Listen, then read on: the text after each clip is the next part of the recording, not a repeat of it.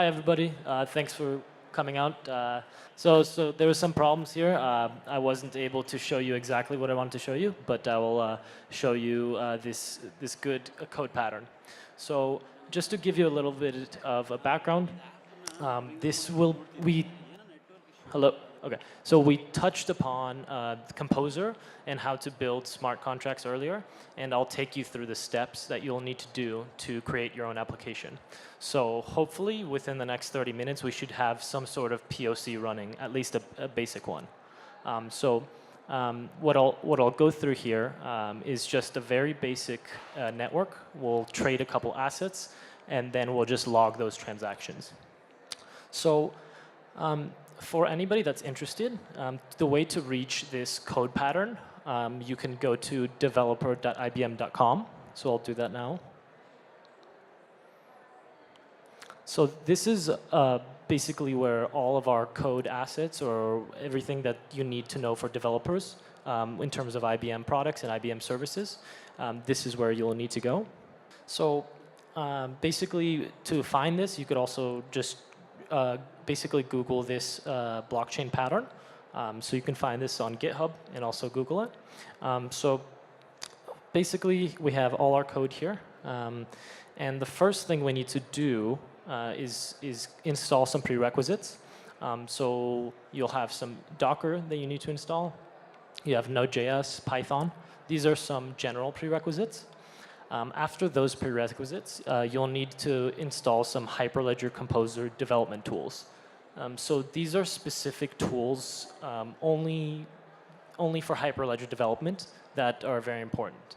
So the main one is the Composer CLI. As you can see here, that is the first thing we need to do. So I'm gonna check my Composer version. So this command will just show me what version I have. So we see 0.19.5. That's what we need to run this code pattern. So we see that we have that. So as you can see here, that's the version we need. Another thing that's very important is the Composer REST server. So I'll check the version for that now. Yeah, and if I type very slow, it's because I'm using one hand. I wish I had one of those other mics, but unfortunately not today. Okay, so I'll check the version here. So if it's version 0.19.5, we're good to go. If not, we'll have to install that package. So we see here we have the version that we need. So we have those ready. Now we will have to start the fabric. So here we have a script that will deploy all the peers, and it'll start running the peers. So you can see there I've highlighted it. It's just called Start Fabric. So this script will take care of everything for you. If you want to look inside a little bit deeper and to figure out exactly what's going on, the script should be in the Git repo. So you'll be able to read more about it. So you see it here, Start Fabric. So we'll do that command now. Okay, so first, before we do the Start Fabric, we need to download this Git repo. So we'll do git clone. So now we're cloning and downloading all of the files associated with this project. And then after we have all these files, we can start running the fabric. So if we look into our current directory here, we should have the journey here, blockchain. Let's see. OK, great. So now we can go ahead and start the fabric.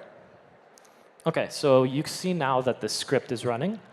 So right now, it's removing the peers that were there, and it's creating some new peers now. So we see here that there's an error for creating this container. It says that it's already in use. So if we have that problem, we should be able to, let's see if create. OK, here we go. So we should do the create. OK, so now we're running the create peer admin command. So now what we have is this peer admin. So this is the username and credential for our admin. So we need to have some sort of top user for our blockchain network. So when we run this command, we're creating that username and password, and we're able to log into our network, and then we can create more participants and assets. Okay, so we have our admin card imported here. Okay. Okay, so now what we need to do is just run a simple npm install command. Okay, so while this is running, this will create another card that will give us access to the network, and we'll be able to use that card to create a REST API. So the final product that we get from using this journey is a REST API. So what we really need is this REST API to call in our application, and then that will log these events and transactions on the network. So the command is still running here, but within a few seconds, we should basically get some output showing that we've created a BNA file. When we talked earlier, we talked about Raghavendra covered the main parts of the composer.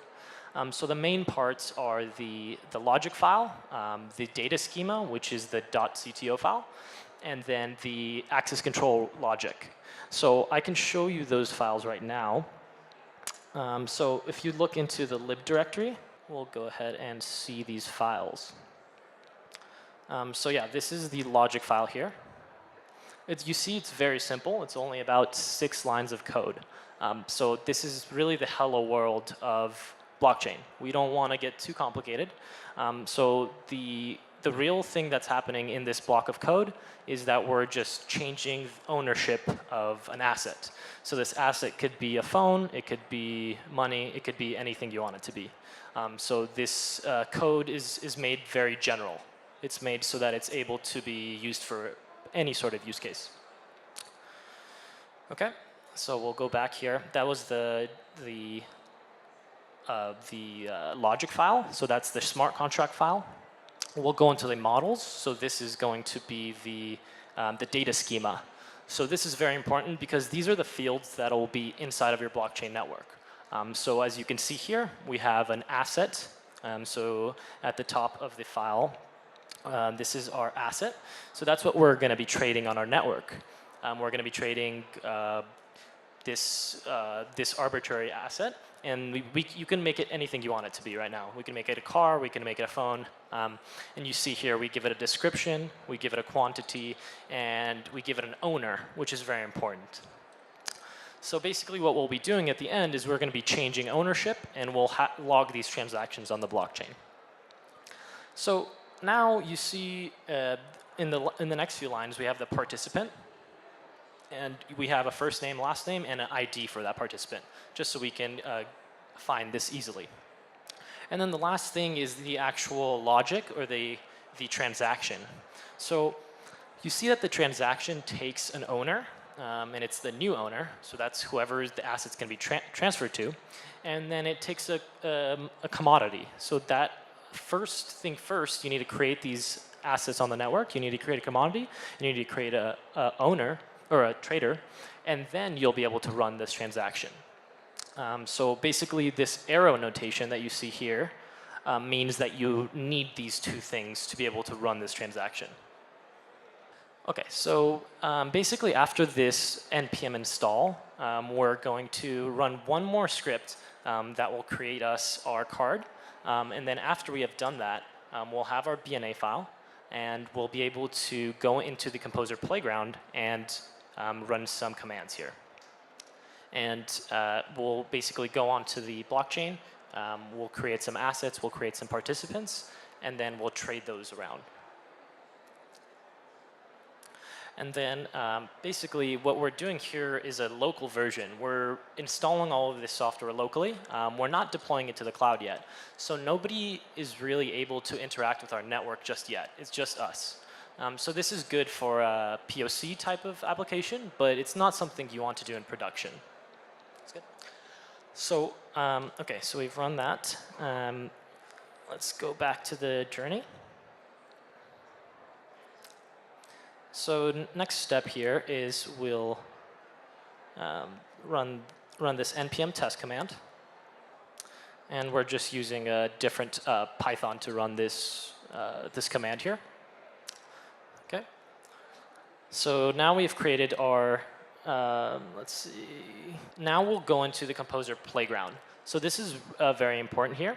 So the Composer playground is just an online editor where you could test your code and create assets, participants, and test your code before you actually deploy it. So I highly recommend making sure everything is working on the online editor before installing everything and trying to deploy. So in the last few months, I've worked on a POC using Composer and working with a client and a partner. And what happened is that the data schema and the data that we got from the supplier and from the client changed. So we kept having to update the API over and over again. So as we mentioned earlier, what's really key is before creating this POC or this application, you want to really nail down the requirements and the data schema. Because if not, you'll have to over and over again update and redeploy the smart contract, and that's just basic. It's just something that you want to limit. Okay, so we will go into Composer Playground. So this is the UI here. So this is completely open source. This is developed by some people at IBM, but it's used for open source, and anyone can use this. So this is just showing you a nice welcome screen, and we'll go ahead and start our network. Okay, so I'll just go ahead and give our network name just demo, and then we'll give our admin card just admin@demo. So now this is the important part. We need to find our BNA file. So this is the file that we just created, and it'll be called mynetwork.bna. So we'll import that right now, and then we will launch the network. Basically, we'll import that file, and we're going to grab all of this, all these files that are in the lib, in the models, and the test. So when we actually import that .bna, it will grab all that source code and put it into the Composer. So I'll show you here this basic network. Basically, after we've imported all of this code, we're just going to create a couple participants here and then trade that asset on the network. So after we actually test that everything is working properly, we're basically just going to run a command called Composer REST server. So that's going to create those REST API endpoints that I talked about earlier. So those are really the things you want to call into your front-end application. That's what's actually going to be logging transactions to the blockchain. So we see here we have the same code that we had earlier, the 6 lines, the trading of the trading. And then we see our permissions file. So this file is to personalize your security permissions. So for example, if you're an insurance company, like we talked about earlier, you want to ensure that the client can only see their data. You don't want the client to see other people's data. That shouldn't be allowed. So this file is where you can update these permissions and create rules so that only certain participants can access certain parts of the blockchain. So for this hello world example, we are not worried about these permissions right now, but as you can see, our default rule is that all participants can access all resources. In a production environment, we definitely do not want that. But for a hello world example, this is the simplest way to proceed. Okay, so at the top of the editor, you'll see a test tab. So we'll go ahead and go into this test tab, and we'll create some participants.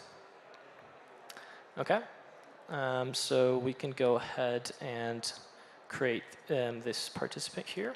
So just remember these names, you'll see them later. So now in our registry, which is just our database, we have our first trader with trader A. So we'll create one more trader so that they can trade between each other. So we'll create another participant, just like we did before, and we'll call them Simon Stone. And now we'll create asset. So this is actually what's going to be traded on the network. So as we saw before, it's just a simple arbitrary asset. So we'll go ahead and create this asset here. Again, all of this code is on GitHub and open source, so if you want to follow along, you can just go to this GitHub URL, and you can just search for GitHub IBM Blockchain Network. So you'll be able to find this pretty easily. Okay, so now we'll go back into the test. So now it's time to, so basically what we have up to this point is we have our commodity and we have our traders. So we're going to go ahead and trade between these two. So we'll submit a transaction called trade. And basically what's going to happen is just we're going to switch the owner. So if we go back and check out our commodity, we see that the owner is trader A. I'll zoom in a little bit, just so you can see. So yeah, trader A, and we will submit this trade transaction. Okay. So you can see here we're putting that the new owner is trader B. So after we submit this, we should see that the owner has changed. Awesome. So we've submitted this transaction successfully. We'll go into the actual transaction here. We'll view the record, and we'll see that the new owner is B. So we see that we successfully created the transaction. And then we see our timestamp here, which is just showing when the transaction happened. So this is just your basic Hello World example. And I'll show you one quick demo, 1 or 2 minutes of the IBM blockchain platform. So what we're going to do here is we're going to basically deploy this same network and then be able to transact and access all of these transactions on the cloud. So let's see. So I'll show you quickly this IBM blockchain bean. So this is the project I have recently worked on this POC. So you can easily find it at github.com/ibm.blockchainbean.